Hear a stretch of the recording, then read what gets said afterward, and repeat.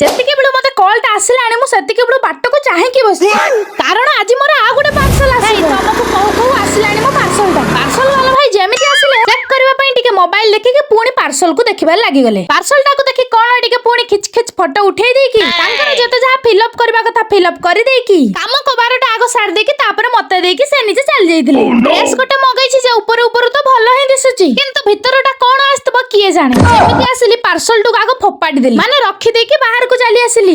ବାହାରେ ଟିକେ କଣ ଟିପି ଟିପି ବର୍ଷା ହେଲା ବୋଲି ତ ମୁଁ ଖୁସିରେ ଚାଲି ଆସିଲି। ବର୍ଷାଟା ସେପଟେ ପୁରା ଘୋଟିକି ଅଛି, ବର୍ଷା ହବ କି ନାଇଁ କେଜାଣି। ଅଳ୍ପ ଅଳ୍ପ ତ ବର୍ଷା ହଉଛି। ଆମ ଗାଁରେ କେତେ ଦିନ ପରେ ହିଁ ବର୍ଷାଟା ଆସିଛି। ସେଇ ଯୋଉ ଟିକେ ଟିକେ ଖୁସିରେ ମୋର କଣ ନା କଣ ସାଇରି ବାହାରି ଯାଉଥିଲା। ସେଇଟା ଆପଣମାନଙ୍କୁ ଶୁଣେଇ ହେବନି, ଲଜ୍ଜା ଭାଇ ଲଜ୍ଜା। ଏପଟେ ମୋ ମା ଉଖୁଡା ବାହାରେ ପକେଇ ଦେଇଥିଲା, ତାକୁ ପାରା ଚଢେଇ ଯେତେ ଆସିଛନ୍ତି ସବୁ ଖାଉଛନ୍ତି। ବହୁତ ଭଲ କାମଟା ମୋ ମା ସକାଳୁ ସକାଳୁ କରିଛି। ଆଉ ଗୋଟେ ଏପଟେ ମୁଁ ଦିନ 8ଟାରେ ଉଠୁଛି। ଏଇ ଯୋଉ କୁମ୍ଭକର୍ଣ୍ଣ ନିଦଟା ମୋର କେବେ ରହିବ କେଜାଣି। ମତେ ଲାଗୁଛି ଶାଶୁ ଘରେ ରହିବ। ରହୁଛି ଜୟ ଜଗନ୍ନାଥ।